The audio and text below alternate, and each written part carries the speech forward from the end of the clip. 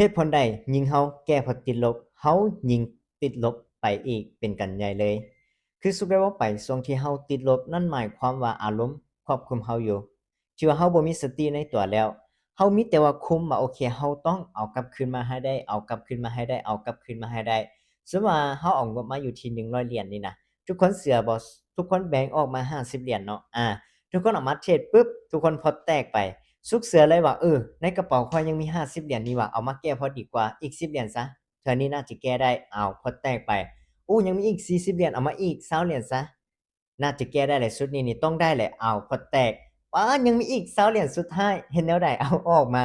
สุดท้าย20เหรียญนั้นก็พอร์ตแตกไปเลยนั่นหมายความว่ามื้อนั้นอารมณ์คุมเฮาเห็นบ่แทนที่เฮาจะเอางบ50เหรียญนี่นะเอาไปแก้พอร์ตในมื้อใหม่แม่นบ่ เฮายังมีโอกาสที่จะเอานำคืนกลับคืนมาแล้วก็ยังมีโอกาสที่จะเอากำไรกลับคืนมาแต่เฮาดันเสียให้อารมณ์ก็คืออารมณ์คุมเฮาเนาะคิดแต่ว่ามันจะแก้ได้คิดแต่มันจะแก้ได้คิดแต่มันจะแก้ได้เทื่อนี้แหละวะเทื่อสุดท้ายเทื่อนี้แหละวะเทื่อสุดท้ายสุดท้ายเป็นแนวใดเทื่อสุดท้ายของพอร์ตเนาะก็คือพอร์ตแตกนั่นเองอาฉะนั้นนี่สุกบอกเนาะทุกคนเนาะสำหรับคนใดเนาะที่ว่าเข้าตลาดแล้วมื้อใดที่ว่าเทรดเสียนี่อย่าสู้ไปรีบแก้พอร์ต เพราะว่าเจ้าจะแก้ไปส่ำใดเจ้าก็ติดลบอยู่ดีและจุดจบของเจ้าในมื้อนั้นก็คือพอร์ตแตก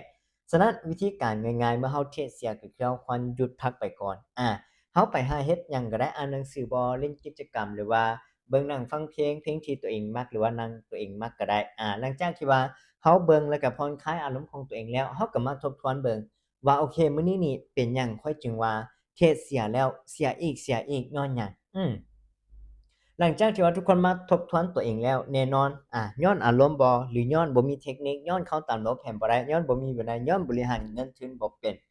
มื้อต่อไปทุกคนก็ต้องเอาสิ่งนั้นมาปรับปรุงแล้วก็แก้ไขแล้วก็เข้าออร์เดอร์ในจุดนั้นสุกล้าการันตีได้เลยคันว่าถ้าเจ้าเฮ็ดตามนี้ได้แน่นอนกำไรและก็ต้นทุนของเจ้าจะกลับมา